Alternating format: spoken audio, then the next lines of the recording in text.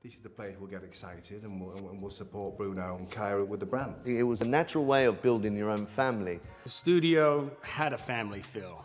TIGI had a family feel, and I feel like that's how it did build. Alex was a great example. I mean, Anthony used to cut his hair from the age of 6. I remember the first day, I was sweeping the floors. I used to have to shampoo Anthony's clients, soaked a few of them. Elaine Page, I remember absolutely soaking. She wasn't particularly happy. Whether it's someone that's been working for us 10 years or they just started, guess what? They're in the house. They're having dinner with us, you know? It wasn't just all about work. They brought that family attitude into work. One of our first shoots, actually, for TIGI was in Prague. I was wandering around with basically what was a domestic video camera, and Anthony's seeing the models and he's playing with the hair, and I'm trying to film what he's doing. And as we're moving around, all of a sudden we get a lens flare, and because the girl's hair is really big, he's getting really excited. He's spinning me round and round this model till basically I'm about to fall over, and that was our first video. So Anthony decided that it would be a good idea to use me in one of the Bed Head campaigns. He said, "Oh yeah, you got great hair, you're our Bed Head." But that was me. This was maybe 2004. Some dust. Ah, shit. America were coming up with all these great new products and great new ideas for products and saying to Anthony, right, let's have some imagery that we can put out to promote this kind of stuff. We needed to find people that then could aid us in what we wanted to do. I was literally on a train to go and sign this 3-year contract, and Anthony called me to say, look, I've got this idea of you coming in and maybe, you know, being my creative director. Is it something that you'd be interested in? You always need someone that can see what you're doing and can, you know, grasp it and do it well. And Nick was always very good at that. So literally, I got off the train and headed back to London. And then Akos came. He'd been kicked out of America because his papers weren't in order. Anthony heard about the situation. He said, why don't you come to London, and until you get your new visa, you can just hang out with us, have fun. We nabbed him and brought him here to London, and he's never left.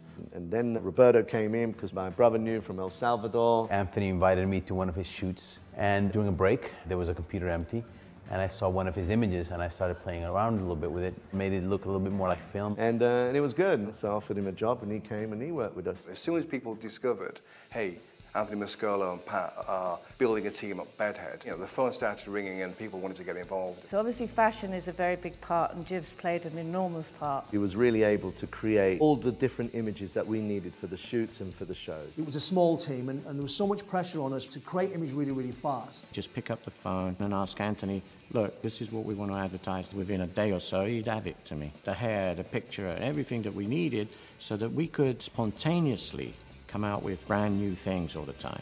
The mission was to excite the hairdresser through products, through films, through imagery, through doing shows. We'd start on a Monday morning and work through into the evening late, create this imagery. Tuesday morning it would be on the desk in America. We never stayed still, and I think that was very much a core strength of what we had at the very beginning. Everybody in the States looked at London for inspiration. We wanted to make really, really amazing films.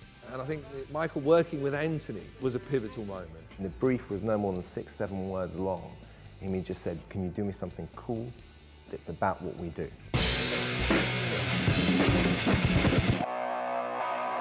Bed Head TIGI. It's a lifestyle. I had to learn that following what other companies were doing wasn't where we were. We were about setting a standard and leading other companies. This magic, we needed to expose it to the world, to the hairdresser. So my role was to take all those assets and deliver them for shows and events. And the idea came up, let's do a massive show in Las Vegas. So that's when we booked the Mandalay Bay. Let's get ready to rumble!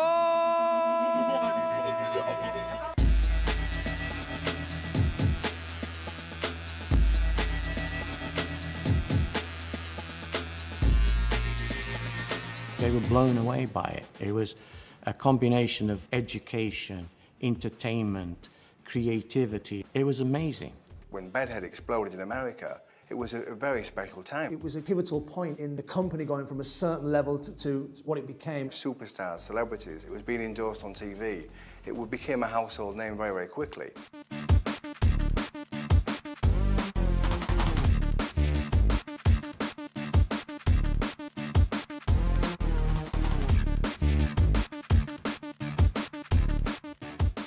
over the years, we've built this really fabulous team, a team that are all equally as amazing in their own right. Creatively, it's important to use people that are better than yourself because that helps you to learn more. One of the unique things is that we have a fantastic education. We share everything. That's how you learn to create more. The more you give away, the more you actually need to learn. And that creates a continuous flow of excitement for the hairdressers. Our job is to keep exciting the hairdresser.